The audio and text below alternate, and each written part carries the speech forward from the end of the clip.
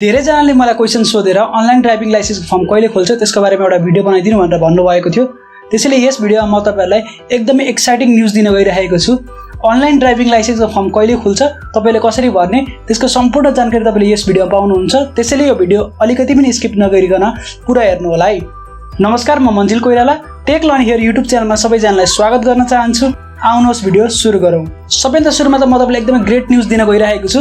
Online driving लाइसेन्सको form जुन वैशाख 16 गतेदेखि बन्द भएको थियो त्यो खुलिसकेको छ र तपाईले अहिले नै गएर अनलाइन ड्राइभिङ लाइसेन्सको फर्म भर्न सक्नुहुन्छ। म तपाईलाई यहाँनेरि अनलाइन ड्राइभिङ लाइसेन्सको साइटमा लगेर देखाउन चाहन्छु।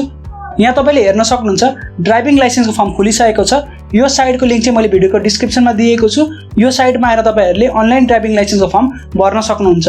र यदि तपाईहरुले अगाडि नै अनलाइन ड्राइभिङ लाइसेन्स फर्म भरिसक्नु भएको छ र तपाईहरुले रेफरेन्स नम्बर बिर्सिनु भएको छ, साथै तपाईहरुले त्यो रेफरेन्स नम्बरबाट आएको पीडीएफहरु हराउनु भएको छ भने पनि यो चेक स्ट्याटसमा गएर आफ्नो रेफरेन्स नम्बर लिन सक्नुहुन्छ र पीडीएफले डाउनलोड गर्न सक्नुहुन्छ।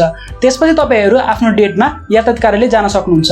र सबैजनालाई शुभकामना। फर्म भर्नु होला र लाइसेन्स निकाल्नु होला।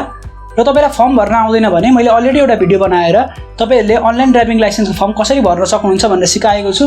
त्यो भिडियो माथि आई बटनमा रहेको छ, त्यसमा क्लिक गरेर तपाईहरुले अनलाइन ड्राइभिङ लाइसेन्सको फर्म भर्न सक्नुहुन्छ। र फर्म भरेर लिखित एक्जाम दिनु होला। लिखित एक्जाममा कस्तो खालको क्वेशन आउँछ त्यसको पनि मैले अलरेडी भिडियो बनाएको छु। त्यो भिडियो पनि यहाँ माथि आई बटनमा रहेको छ, त्यसमा क्लिक गरेर तपाईहरुले त्यो भिडियो हेर्नु होला। किनभने लिखित एक्जाम पनि एउटा नयाँ रुल आएको छ। तपाईहरुलाई लिमिटेड क्वेशनहरु दिएको हुन्छ, त्यही क्वेशन तपाईले पढेर जानुपर्छ र त्यही भित्रबाट तपाईहरुलाई एन्सरहरु सोध्छ।